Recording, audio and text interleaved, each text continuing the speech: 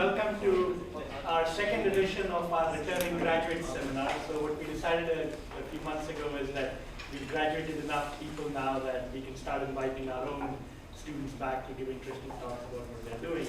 The second in the series is John Henderson from MITRE. John was Eric Brill's first student, and had it not been for the dark side, Eric Brill would have been introducing him. But since Brill went to the dark side, I'll do the introduction. John came to us from Carnegie Mellon. He has a bachelor's, actually a dual degree in CS in math, and he came here in '94. And he finished sort of in '99, 2000, and went to work for MITRE, where he does a lot of interesting work. MITRE, for those of you who don't know, it's like a government think tank, and they do all kinds of interesting research for various government agencies. And he's worked on many things at MITRE, and his current interests happen to be speech recognition, NLP, translation, many things to do with Arabic in particular and a few other languages. In fact, today we're going to talk about vowel restoration in Arabic, and give him a word. I want to thank Sanjeev for inviting me. And I understand I have a tough act to follow because I don't have a textbook like Tom Mitchell, not even a cheap textbook. So you'll have to excuse me, it won't be quite as great as that talk was. So this is work I did at the workshop last summer with members of the Arabic speech recognition team. Melissa Egan in particular was a big contributor to this work. And Katrin Kirchhoff was our leader, and Mohammed Domani ran the Arabic recognizer. So Arabic vowel restoration is very similar to automatic romanization, which I'll clarify a little bit soon. But for those of you who don't speak Arabic, I don't speak Arabic. Arabic script doesn't have short vowels written in common text. And so here's a comparable English example, which if anybody was at the workshop, don't give it away. But you should be able to put the short vowels into this sentence. Give you a second or two.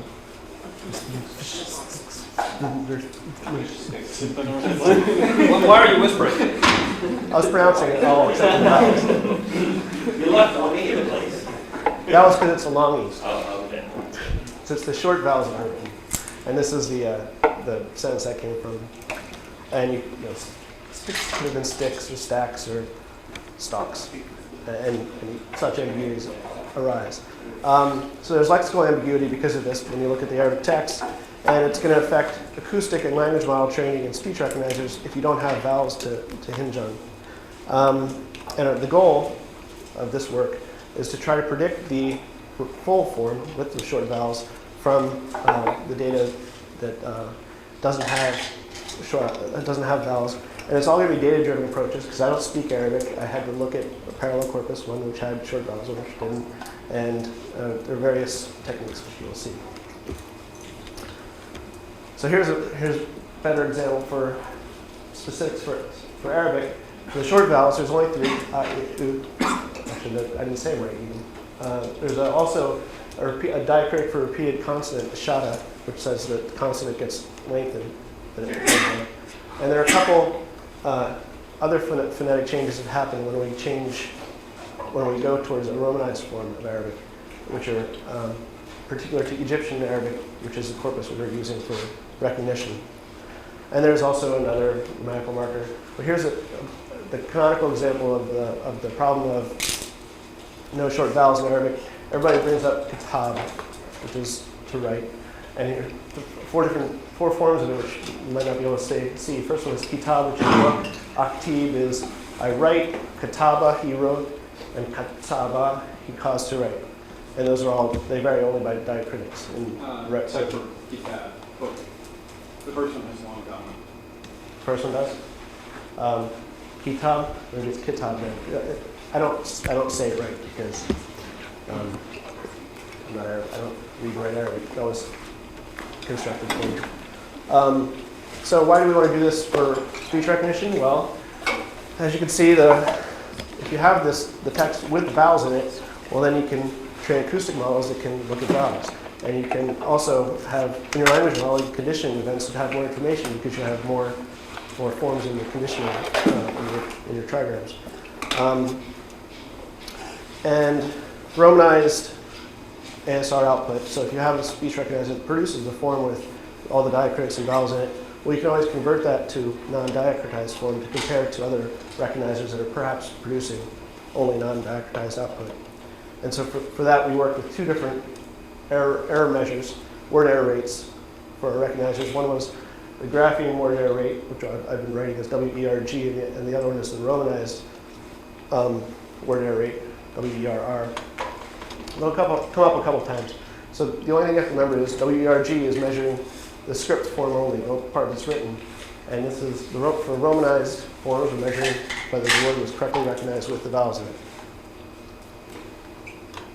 And this was also the results we had going into the workshop with a BBN gave us a recognizer to use, or allow us to use a recognizer with on Arabic, well, I'll get into the data. But anyway, the baseline recognizer was 61.1 word error rate on graphemes, but when I was trained on Roman form, it was only 55.8 word error rate, but that's measured in Roman form. So they're not exactly comparable because they're being compared to different references. So here's the overview of the talk. I gave you a little bit of motivation. First, I'm going to show you some of the data, because I start with the data. Then I'll talk a little bit about vowel restoration alone, which is slightly different from romanization, because for romanization, we had a different data set. We had the extra things that I talked about. No, the phoneme changes and the other diacritics that are missing. And then the results of plugging this work into a speech recognizer. So a little bit more about the corpus we used. We used the call home corpus from LDC, which has Egyptian colloquial Arabic in it. And it has some interesting characteristics. That is 9% of the words are just fluencies, or tokens are just fluencies. About 9.5% are out of vocabulary words for a 17,000 word recognition vocabulary, which is the size of the vocabulary we're given with the corpus, and about 2% foreign words. They're noisy channels because they're all telephone conversations calling home to Cairo. And it's a tiny bit of data. So only 80 calls, about 14 hours. It's only the first 20 minutes of each call was used.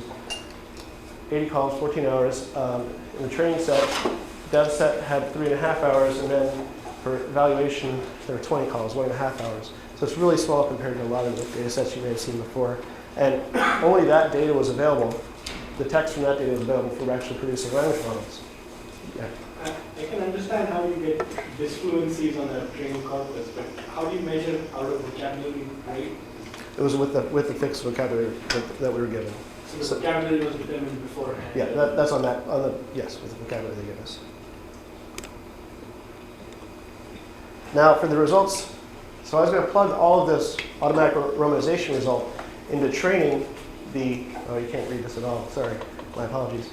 Into the training set so all of our experiments involved doing romanization. We didn't want to use the same training set as the recognizer was going to be trained on, because then we'd just be evaluating on the same set we'd trained our system on. So we had this extra data that we squoze out of LDC, another 20 conversations and a separate evaluation set that we used for training that says romanizer training. So we're going to have an automatic romanizer. And this is those 40 conversations were used for building an automatic romanizer, which was then run and tested on the ASR training set. So then the ASR experiments could be evaluated on the ASR test set. Oh, and please interrupt me if you have questions as we go. So that's how you set a great example. So here's examples of the text itself. This is text without diacritics. It says, I don't speak much Arabic, and it's true. And this is the same text with the diacritics. It says the same thing, just as true. But rather than work in this form, which I can't even recognize the characters in, luckily the call home was presented in both script and Roman form, which comes with the data. The Roman form has short vowels. So this is Ilhamdulillah, Kwahe Sahib, Wiimti Izayik. It says, Allah be praised, I'm fine, and you, how are you? It's from the first conversation. And also, you should know, apparently, that this is a female speaker who's saying this from the inflection. So our goal for automatic romanization is to go from the script form to the Roman form. which is, you can see a bit more than just putting in the vowels. For example, we have changes in vowels. And this is just an encoding which you can't see anyway, but it's, if anybody wants to look later at the particular script characters and see what the encodings were, you can come back later. And here's how the transcripts were produced, which is somewhat interesting. And it's probably the last time that they're going to transcribe data in this form. So the LDC first produced that romanized form, the long form, with the vowels and all the extra markers that they thought adequately represented the pronunciation of the word. Then they removed the symbols that they didn't think would be in Arabic, but they did that with a regex or two. They then took disambiguated consonants and collapsed those into what they expected to find, the F and G versus J and H that I showed in the J. They collapsed consonants. And then they found matching dictionary entries from the lexicon they had created. And then for each context that they found this in, they picked the correct match. So when there were ambiguities, in going back that way, they corrected in context. So does this mean that there are no errors in the first 4 steps, or if there was an error that they discovered in 5, they go back and fix it? So in theory, there are no errors, right? Because it's all automatic. Or at least it's consistent errors throughout the corpus. I can't speak more to that because I couldn't read it, but no, it's good. The Roman forms were produced first, so that's why we think there are fewer errors in there, because they're looking at these reduced Roman forms that they produced. So they come across a word, somebody else will transcribe that word. They run all these automatic scripts, guess from the dictionary entry that most closely matches, and then they just select all the choices. Was this done by someone who spoke Arabic? Yeah. Has to be done by someone. Yes, absolutely has to be done by. So they kind of transcribe backwards from the process that we're trying to recover from. So that's the data as it stood. Now the first part I'm going to talk about is just a couple quick experiments I did before the workshop on vowel restoration alone. So I took the Roman side, disregarding the script side, stripped out the short vowels, and worked only on that. Partly because I was naive about the disparities. I thought only the vowels would be different between the Roman and script forms, but also because it's just about restoring vowels. And then I'll talk about the larger experiment, and then you'll see. So here's what the comparable. So this is kind of a mess. So this is what the task looked like for English, if this was an English corpus. I was running a lot of experiments in parallel with English, so I could checkpoint my thinking. So this says, HHS Secretary Sullivan estimates that as much as 25 of the medical procedures performed each year may be inappropriate or unnecessary. Now, the left-hand column is the word with the vowel script in English, and the middle column was what is predicted by just maximum likelihood using the dictionary created from the training set. So you see, it's getting everything right except for is instead of as, is, much, is, and may, by, inappropriate, are, unnecessary, are instead of or, and by instead of be. Now, so start off with maximum likelihood. This is our initial state, just looking up the closest word for each word in English. And actually, the word that was most likely given this input. And then we built a transformation-based learning system, because that package is available from JHU. And then ran that on the training set to learn rules to convert word by word entire words from the initial state to final state. And you see it worked great on the training set, went from 87% initial accuracy, which is what you see here, up to 99.9, because I could run the list out to the entire tail, because it was a small data set. We can't come around to the test set and apply those rules. Well, the maximum likelihood estimate's wrong in some cases, so it's versus the training set, so it's a little bit lower baseline. And then all those rules we learned from the training set didn't apply. We didn't correct all of the errors we had in the test set. So that was a little bit sad. But this is English again, right? So maybe Arabic's easier. We take the same exact system, swap out the data for Arabic, and well, the maximum likelihood training for Arabic was much better. It was 98.1. Just picking the most likely form for each of these forms and plugging it in as our hypothesis, and then so that gave us 98.1 maximum likelihood from the training data, And then we wouldn't learn as many rules because there weren't as many errors to give us rules from the training set. But we got it up to 98.6, and we had unknown words from this is an example error from TBL output. We just had unknown words in the test data that were in the study. And the test using the maximum likelihood from the training set starts off a bit lower, 10 points lower, and doesn't budge at all when we apply all our rules. And that was a little bit disappointing. And looking at the errors from this, well, 80% of the errors in here were just because the words were unknown from the training set lexicon. Jason or Dave? Jason. The maximum likelihood model versus unigram. Unigram. But the TBL was using local contexts of words. Oh, I see. So Have you also tried trigrams or bigrams? yeah, it was using windows. Oh, for the maximum Or the likelihood part? maximum likelihood? No, I was letting TBL try to get that. Because it was allowed to use larger windows at the couple. One reasonable thing to try to do with maximum likelihood is something that Kamala Lazar has done for Turkish, which is to condition the stem on the previous stems and the inflection on the previous inflection. Yeah, so we didn't have a morphological analyzer at this point either. So Well, so you would just, I mean, what you're recovering in a sense is a morphological analysis, right? So the stuff that you're inserting is kind of, because the template, the vowels that are inserted into the Arabic, information on the Arabic vowel sequences is semantic, so it's like a morphological operation. This templatic language, so it's like an So inflection. it's not going to be a perfect analysis, but you could actually use that. Right, you could use that. And that's kind of like what happens later. Would the fact that these baselines are so much higher in Arabic than in English stem from the fact that the probability distributions across the lexical ambiguities are much sharper in Arabic? That Arabic is Yeah, I think it is. evolved. I think it is because, well, first off, you notice a lot of the words were longer than English words, so like here, so because there's a lot more morphological information in the word itself. Got longer words, so when you find this, you're gonna have only one choice there. Yeah, so when it finds the word, it has a sharper distribution. Dave.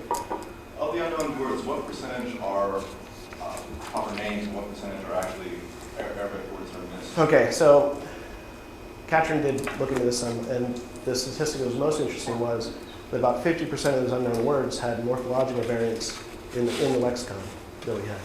Other than that, only about 10% were proper names. Well, that would suggest that some sort of internal letter sequence model would be used to back up. So then we went to rewriting vowels, and so we had all right, we blew out our words, blew out our corpus so that each predicted item now was the vowels following the consonant. And we put an underscore at the beginning of each word so we'd have a consonant at the beginning of each word.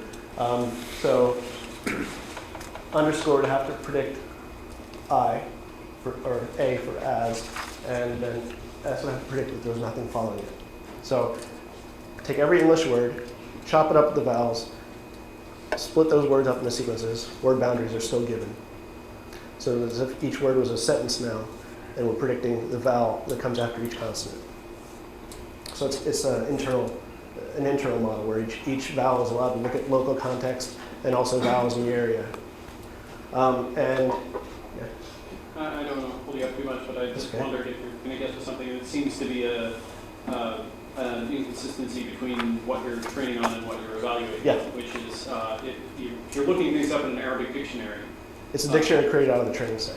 Created out of the Romanized training set or the Arabic training set? So this entire thing is, so the dictionary is from the training set, short form to long form. Right. And it's all just on that Romanized data. So this was only about putting the vowels back in, not about the rest of the stuff.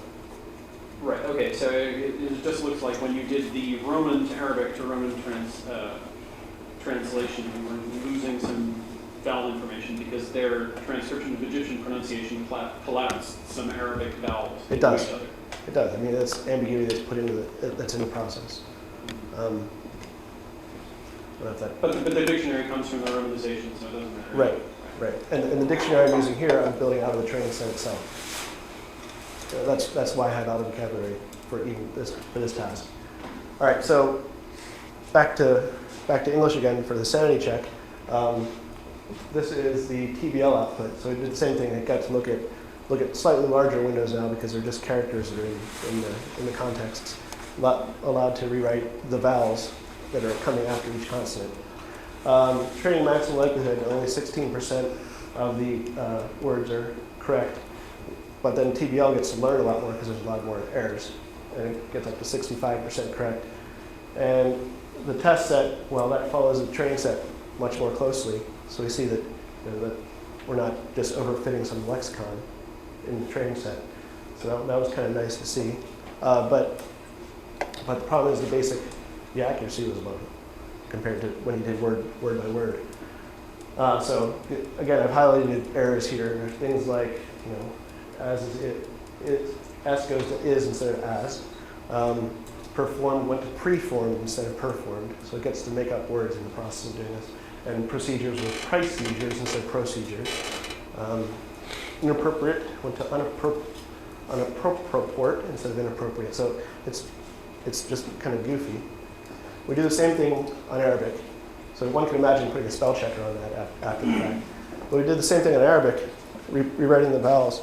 All of these were errors. So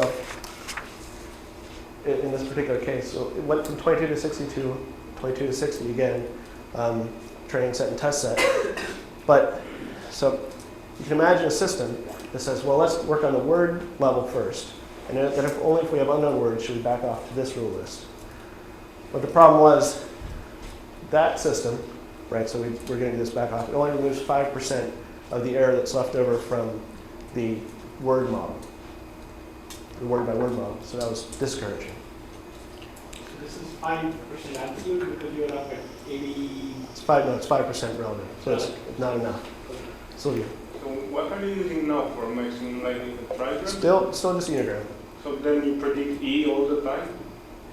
No, most of the time. Well, it's maximum. It's Unigram given the consonant, right? So what's the most likely vowel to follow this consonant? Okay, so there are variables. It's Unigram the way the other one was Unigram. What's the most likely long form for the short form? What's the most likely vowel for this? What about what? Double vowels. Double vowels were a type. So it's the vowel sequence itself. Okay, so this was disturbing because this was saying that this model was making the corrections this model was making were in the part of the model. So the corrections this model was making were the same parts that the full word models were getting correct because we're getting very little gain if we compose these systems. So that's all I'm going to say about rewriting vowels. There's one interesting take on this though. What you did is you train your model, this particular model, on all the words in the training data. Yeah. And then use it only on the OOV words in your test. No, this is on all the words in test data. Now the 5% here, that's this how you 5% is on the OOV words from the word model. So you wanted to, in other words, the goal of doing this, of course, is to only do it on the. After all, you wouldn't want to do this if you had the lexicon form. Right. So you intended to apply this only on the OOV words. Right. So why not train your model On only the OOV words. No, on things which are singletons in your training. Good question. Led us down the right path. So we said, let's just build the model from only the singletons from our training data, because they'll be more like the zero things in the test data, things we saw 0 times. And there's terrible accuracy over the training data, but we didn't really much care. Problem was, it had the same performance on the unknown words. So we only got 5% from that as well. So yeah, the hypothesis was correct, that it matched the 0 tons as well as the entire data did. Experiment was faster, but we didn't get anything from it. Is it that because there are too few singletons? Yeah. Yeah. Rather than building your local restoration model just in the preceding character or two, couldn't you have a whole word level language time distance to other morphologically related forms, and then inherit their vowel patterns? Yes, and this is what happened during the workshop. So this was all pre-workshop, and this was about vowel restoration only. During the workshop, though, we realized, well, we have to work on producing this whole Romanized form, because that's what's in the pronunciation dictionary, and it's also closer to pronunciation. So it's a slightly different task. This was vowels only. Stopped here when we realized, oh, I wasn't working on the right data. But so we moved to the automatic romanization. We ended up working. You'll see it's very similar to what you just described, well, with a lot of details. So here's the auto-romanization part. So we go down to we're now on the task of converting the LDC script form to the LDC romanized form, which is slightly tougher and larger than just replacing the vowels. Again, we got 32,000 words in the data set. Why is it harder? Because there's more things that happen. There's also vowel changes that occur. And why isn't it in the LDC script form already? I mean, why isn't there more info? I mean, since it's done by hand, So the LDC had, why couldn't it do it? they had it both ways, but this is the last time we expect they'll do that. That they'll produce script with the diacritics. It's a very unnatural way to write Arabic. It costs a lot more to have transcribers transcribe text that way. No, but I mean, it is for research. Yeah, but So, to scale these things up, people aren't going to get data of that type. Also, if you go to get language model data from the web or from open sources, you're not going to get it in the form with the vowels and such, which is what you want. You want to have massive quantities of language model data. So that was a major point for why we're doing this. Okay, so the training set and test set were, as I showed before. The training set was the held out bits, and the test set here is the ASR training set. Now, we do the same simple maximum likelihood approaches, unigram, just using unigram words, because that was the best thing that had been working before when I was doing vowel restoration. And if we look at 3 classes of words from the test set, or actually from the training set, so there were unambiguous words in the training set, words we saw with only one expanded form. So short forms that were seen with only one type of expanded form. That was 68% of the test set. That covered 68% of the test set by token.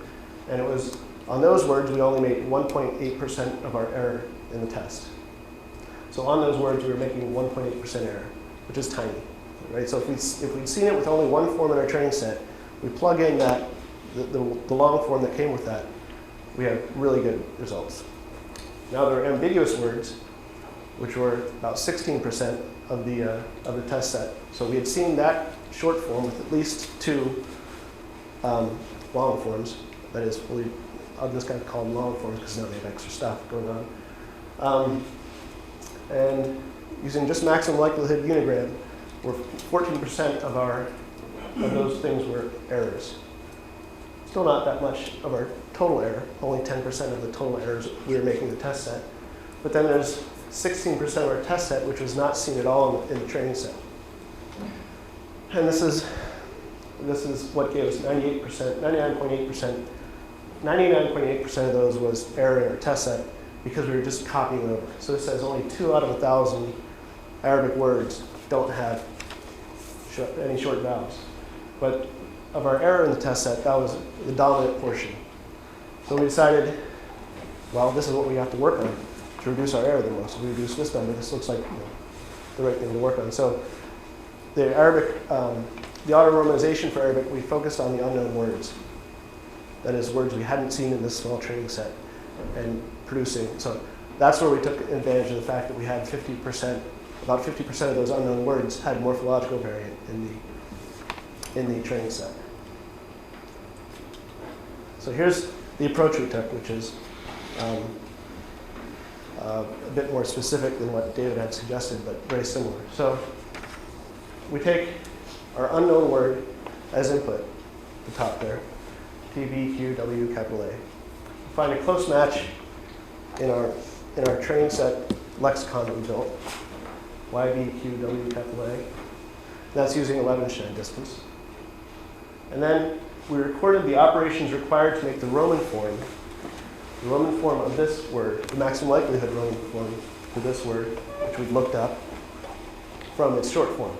So that was a copy, an insertion, a copy, a replacement of U for W, and then a deletion of the capital A. So it's just this little string of operations. And then we take the unknown word, which we had matched up. We had an alignment. And we applied those same operations. So we copy the T, insert the I, copy the B, copy the Q from there, replace the W with the U, and delete the A. It's pretty simple. So we call this knitting because there's all these different strings that are being aligned. There's 3 alignments, right? Because there's the alignment from the unknown word to the known word, and then the unknown word to the known Roman, which is how it's percolating the strings. Jason. So I see how this works if the 2 words have the same number of letters and the same consonant vowel pattern. the original word and the close known word. But you can imagine that they wouldn't align perfectly. Right, they don't.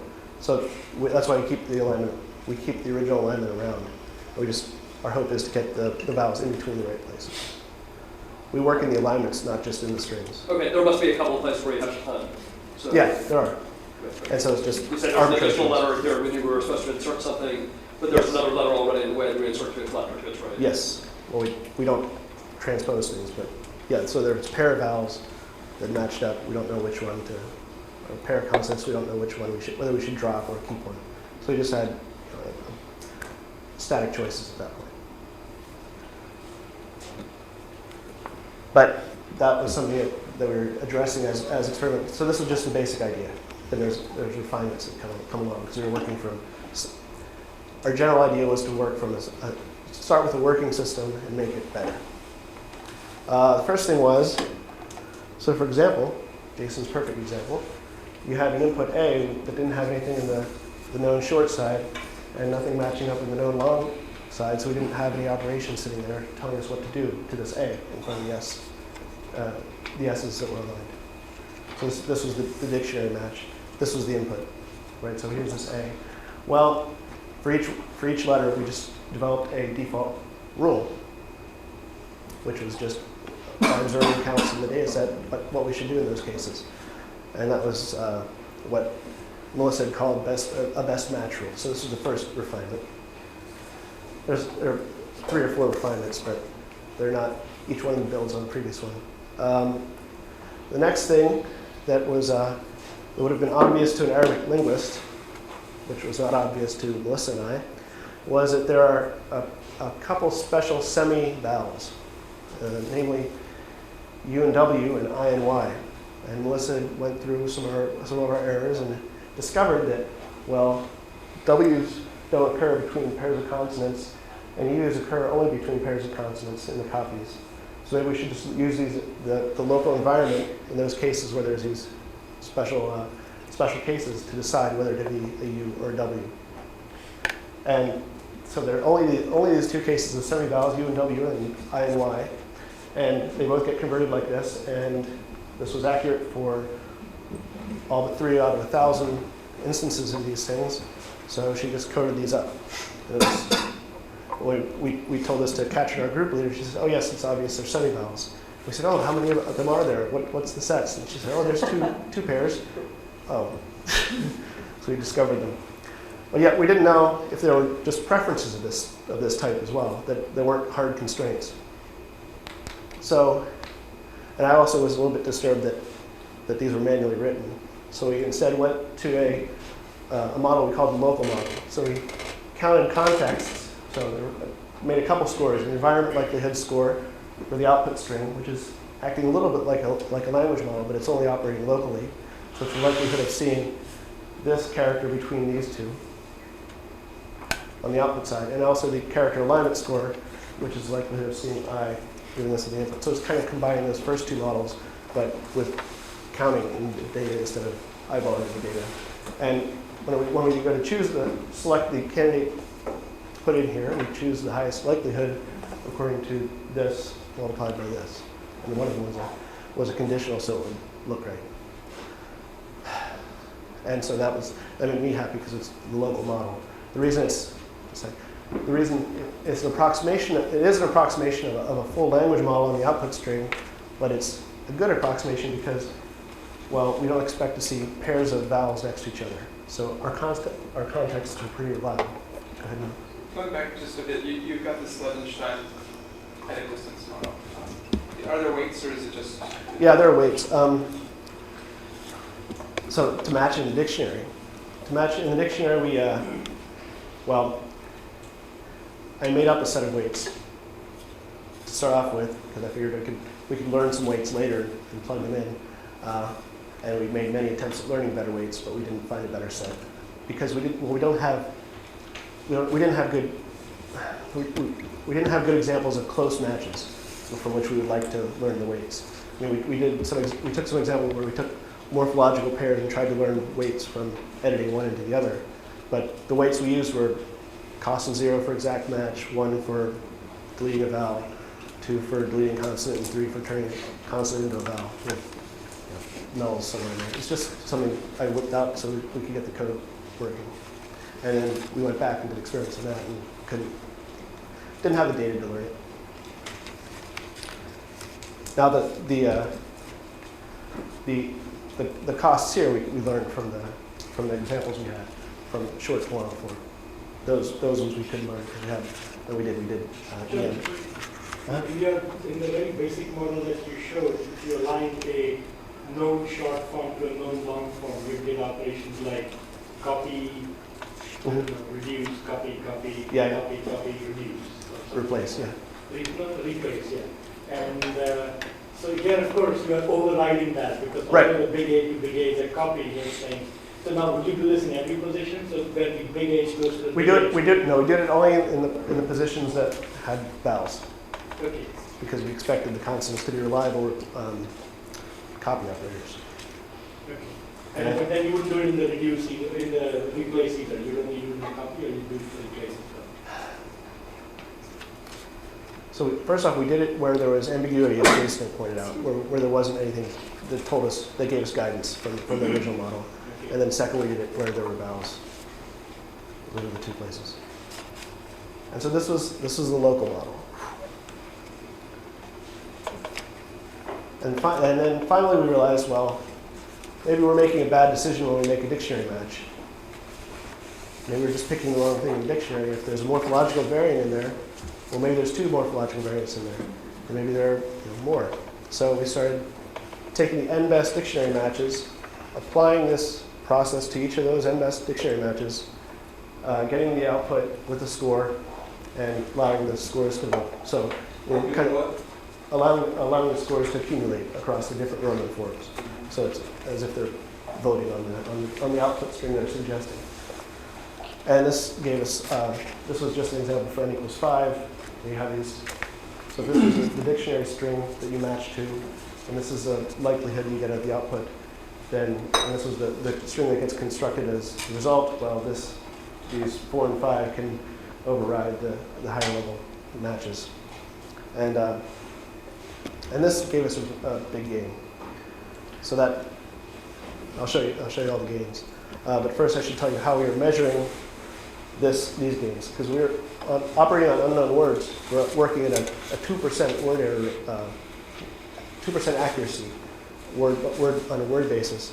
So we wanted to move to a more sensitive metric where we can get more counts to decide whether we're improving or not. So we moved to character error rate, the natural thing. And you get, there are reasons for this. You get more counts from the same amount of data when you work on character error rate. And looking at character error rate, we moved from 50% character error rate from the baseline, which is about right because we're getting a lot of the consonants are right at baseline, to we have the error rate. And this is also, remember we're going to plug this into a speech recognizer later, and we want to get a lot of these characters correct because they're going to turn into phonemes. So we reduce about half of the errors in characters. And we still had, we also did n-best output for this, where we did up to 5. And our 2 best outputs said we could have reduced our character error rate to only to 18% just by making 1 more bit worth of computation. So there is definitely room for gain in this process. All right, so here are all the different experiments. This baseline is on a development set where we were allowing disfluencies to be part of the data set. That's why the baseline is 8.4 instead of 0.2, because disfluencies in foreign words both matched up very well because they had all their vowels in them. So when we went to final test data, we threw those out because it was because they were easy. But still, the orderings are the same. So we have the first structure got us doubled our accuracy and brought our character error rate down by 25% from 41, 12% from 41 to 29. Then we did the hacks of rules, hand-coded rules, brought us down to 28.6. Then we made principled approach towards these rules, having a local model and a local translation model, brought us down another couple percent. And then we went to the n-best dictionary matches, where we allowed the top 40, or this is 25, sorry, top 25 to all vote, and that got us another 4% in character error rate. And that got us up to a number we were starting to feel a little bit good about, 30%. Anyway, because it was near the end of the workshop, we wanted to push things up to a nice round number. So these are midnight experiments where you're tweaking everything you can imagine. Oh, this is just showing that the effect of dictionary matches as you increase the number of dictionary matches, you take into account up to 150. And there's a peak here because remember our dictionary match weighting scheme is not being taken into account when we're doing our scoring. We're only using the scoring of the output result. So we're weighing each dictionary result, each dictionary match evenly, but we're weighing the channel part differently. So even though up at 50 and 100, these are bad dictionary matches, they're still being equally weighted, so they drag probably the accuracy down. So this is the accuracy goes up and the character error rate goes down and flattens. Okay, then we did speech recognition experiments. And I shouldn't say that we just did them at the end because, well, it took us 2 to 3 days to turn around a speech recognition experiment. So we did those early in the workshop in order to have some results. So there were a couple. There were only 2 or 3 iterations because we had to wait for all the acoustic models had to be retrained. Language models didn't take any time to be retrained. But we did have a couple scenarios that we could run at the same time. And those 2 speech recognition scenarios were, well, what if you have a speech recognizer that produces only script form, and you want to clean up its output? So that's a post-processing result. You're just going to take the speech recognition output and turn it into a script form. Why would you want to do this? Well, suppose you have an IR system or a machine translation system that wants to run on that speech recognition output. Well, if you can clean up the vowels well, you could add more information to the subsequent processing. And then the second speech recognition scenario was, well, what if you have only a little bit of this Romanized data, and you have a lot of unromanized data, which is what I was saying before, so written only in script form, and you want to incorporate that large quantity of non-Romanized data, script-only data, into your recognizer. So in that case, you would want to pre-process that large quantity of data, and then train the recognizer on that. And then, so this is pre-processing because you transform that data before you train the recognizer. Those are the 2 different experiments. And then we have four measurements for these 2 experiments. So this is saying the same thing I said before. Script training data. AR is the auto-romanizer. In the pre-processing experiment, we send the script training data through the auto-romanizer, train the Roman speech recognizer. That is, it's trying to fit the vowels as well and all this other data. Get the Roman result. Well, we have this dictionary laying around which can convert back from the Roman forms into the script forms. We knew all those for the recognizer vocabulary. Get a script result. So we can measure it both against the Roman reference and against the grapheme-only reference, the script reference. So for each of those, we can compare it to the 2 different references. Oh, and then the post-processing, well, we just train up a script speech recognition system, get the script result, romanize that to get a romanized word error rate compared to the romanized reference, and then take a script result to get the script-only recognition word error rate. Are you going to compare this to the third one where you actually have the romanized, not the script plane, the romanized plane, and you plane yes, the romanized that's in there. According to the I'll show you that one too. But that one, yeah, you'll see. So these are the experiments on which you only had script data. But one more time, I should explain the larger picture, which is you have in the future, where we all will live, you'll have lots of script-only data for language models, maybe from acoustic models as well. But definitely script language model training data you can get from web pages and such, where it's all script. Also, you can get them from the transcriptions, which are a lot cheaper than the script transcriptions. So our goal is to simulate the case where we have this small amount of romanized data compared to a large portion of script data. And we're doing that by separating our romanizer training set and our ASR training set. So we're simulating the preponderance of script by having a small amount of Romanized data compared to the amount of script ASR trained data. We're only going to use the script side of this part.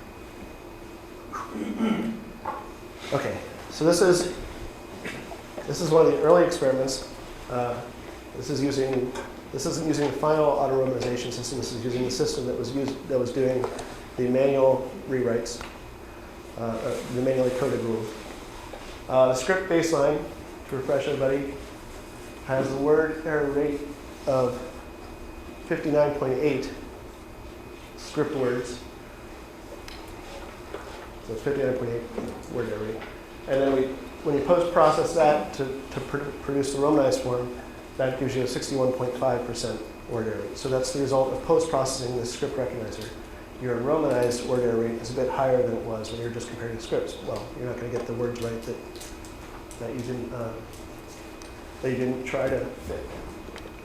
Now, the pre-processing experiment is the more interesting one, where you start off where we had our pre-processing again was transform our ASR training set, run the speech recognizer training, and then compare the results and the output. The Romanized word error rate now is lower than if you had built a script system and post-processed it. More importantly, the grapheme error rate went down. That's good. That means it's a good idea. We at least didn't introduce more noise than we corrected. If this had gone up a lot, we'd be disturbed. But still, it wasn't a big gain there, or a big loss in word error rate, big reduction. Then this is the Roman baseline system that Sanjeev was asking about, which is down at 55.8. So there's 5% to go, and we went a little bit the way. So again, there are a couple.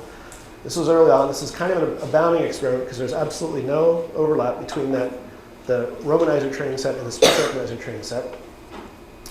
And I had, remember this Romanization system makes up words, right? It can just guess wrong, and that word's not in the pronunciation dictionary that LDC gave us. So for those, I just spent 30 minutes with a Perl script making up pronunciations for them, and it wasn't a very good pronunciation model, as I was told by the guy who's running the experiments. So that's something I correct later as well. So this is a bound. This is as bad as we were going to do. And then, this is using the this is like an N, so 10 best dictionary matches romanization system, and I fixed up the pronunciation model. The script that was producing the pronunciation model actually went to the LDC pronunciation model and minimized errors for the created words. And so again, this is now in 100 conversations in this training set, so it's a little bit larger, and those extra 20 conversations overlap our training set. The reason we do this is because there were other experiments in the workshop that were also using this 100 conversations. So this is the case where we had half of our knowledge about romanization comes from the same data as the ASR training set, and half of our knowledge just appears to be outside, like from the lexicon. But still, only 2/5 at most of the training set matches what we were training on, and even that we romanized automatically. We didn't just use the romanization that came with the training set. So here we got. So if you're building a grapheme-only recognizer, you want to get the whole way down to the best recognizer you get is you build a romanized recognizer based on the romanized training set completely. So if you paid somebody to transcribe all this stuff in romanized form, you get a 4.1% reduction. We couldn't do better than that. We get about 30% of the way, about a third of the way there by doing our automatic romanization. And this is if you're interested in building a grapheme recognizer. And we get a much larger portion of the way towards our Roman baseline, starting with script versus post-processing the script recognizer. Now the point of this is, if you're going to do speech recognition in Arabic, your speech recognition model should have vowels in it. This script system, each phoneme was just the consonant cluster, or the long vowel. But so the consonant clusters were forced to learn the data in the vowel in its neighborhood. So even though we're still only getting about, overall, not just the unknown words, but overall we're only getting about 80% of the Arabic script forms correctly transformed into Romanized forms, we're still getting a third of the way towards if we had gotten a third of the gain in speech recognition performance versus if we had done 100%. So that's the kind of the take-home lesson from this is your speech recognizer should have vowels in it even if your output text doesn't. Oh no. Yeah, this is just a picture of the performance. Oh, so there are still remaining challenges. So there are these more dangling tails, things that were not vowels that we weren't correcting, right? And when we were doing the knitting and copying over, and we know there has to be something between F and K. Down here, well, we didn't know what to do when we had unaligned characters to merge, and so for this we proposed a translation model or a transliteration model for producing these output forms. So if we have, this is a lot like what we were doing before. We just didn't realize we were doing it. We had a sum over the possible dictionary entries. This is the likelihood of the dictionary match, and then the likelihood of producing the Roman output given the dictionary matches that we had. And we can then turn that into a search where we have our known Roman form. Ooh, this Y should be over here. Known Roman form and our input string. We want to produce a Roman form that is close to both of those. And we can do it in a more principled way with a search. And the valuable thing is here, now we're really using a character language model of the output string. So we know that we really should put something between that F and K, even if there was nothing there. But the bigram translation, we implemented this. It didn't do as well as the local model. One of the reasons is this was only bigram. The local model was looking at trigram contexts, even if it wasn't doing a search over all the possible ones. And so this is what we should implement next, which is a superset of what we had been doing, or a more principled approach to what we were doing, which is we have a trigram of character language model for producing the output while we're producing the input form and the known Roman form. So this is something that we're working on now and requires a real decoder. Yeah, and so there's even more future work after that, which is, well, we've only been looking at these words in isolation, these unknown words in isolation. We know that in order to really affect the language model, we have to get them right in context. Otherwise, we're not producing more informative context for our language model and our speech recognizer. And, well, there's also some question about whether we should just use the acoustics to help disambiguate the vowels in text. And an alternative approach to this would be put in lots of alternate pronunciations in your speech recognizer. The recognizer we were using didn't support alternate pronunciations. So that's it. That's the summary of the workshop results.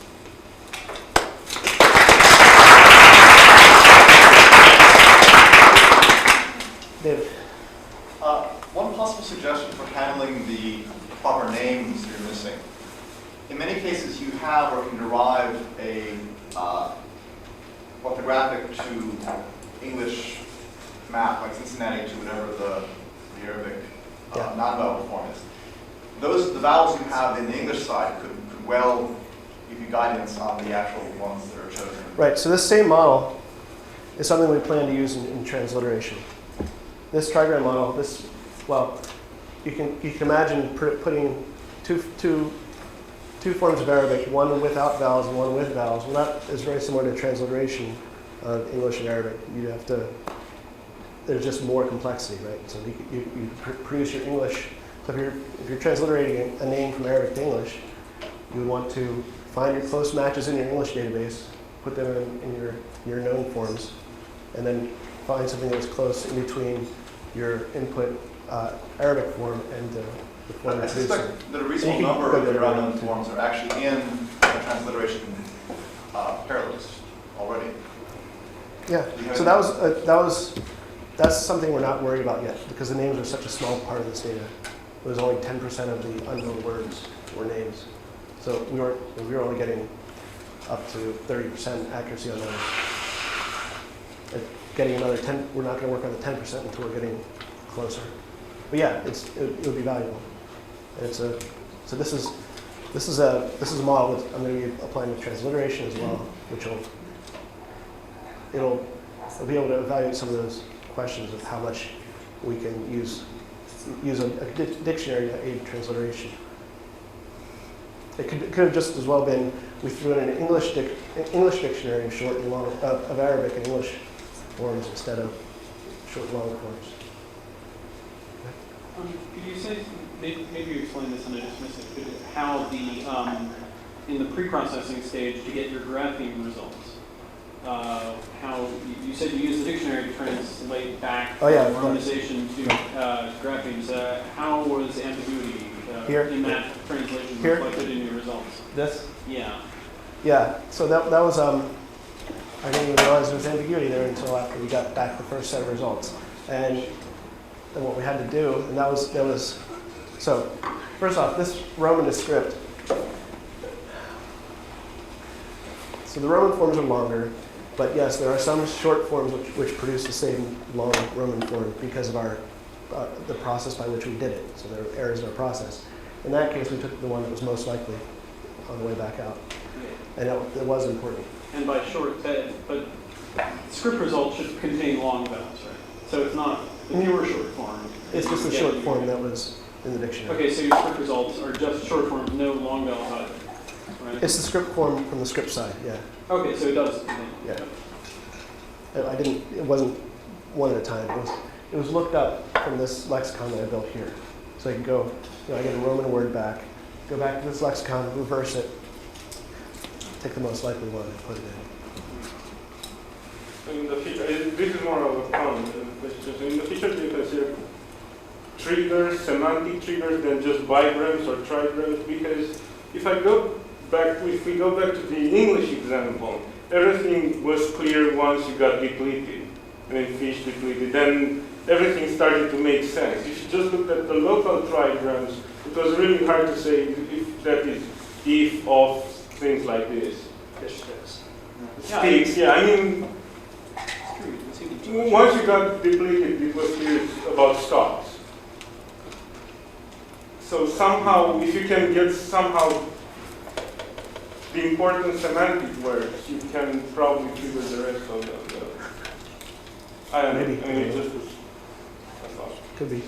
Well, I mean, It's not clear how to do that. well, it is clear how to do it. I mean, it's in the sense you can just use any syntax-based language model, like the SLM or Brian Rourke's model or something like that, and then you've got a channel model which is trivial, it just deletes stuff. Yeah. So Giorgio has a whole paper on doing this for CFG. So you can take if you know the string comes from a particular grammar, and you chop out particular words, you can get the string that covers it. Sure, it's the same thing. I mean, you take if you modified the Collins parser to work on lattice. So is that semantic information or is it grammatical information? You have to know what the grammar is. Well, in this case, it's grammatical. It's not being the subject. You would induce. So you can also take the topic-based language models, which maybe what so many. I mean, there are a lot of approaches. It's not. Sure. So even within TVL, you could do this if you had features that were long distance associations. Did you consider using them? No. I mean, Well, also, there's very little data as well. So as soon as you blow up your feature set for all these kind of words, you have to have clusters of words. I missed that, Paul. Sorry. Just the semantically important content words are the ones that are the scarce systems are very unlikely to be seen as small terms. The other thing is, that, I mean, this was conversational speech too. It's not the fish stocks of North Atlantic have been depleted. It's, hi, how are you? I'll be praised. I'm fine, how are you? Which is the semantic, I don't know. Thanks for inviting me back.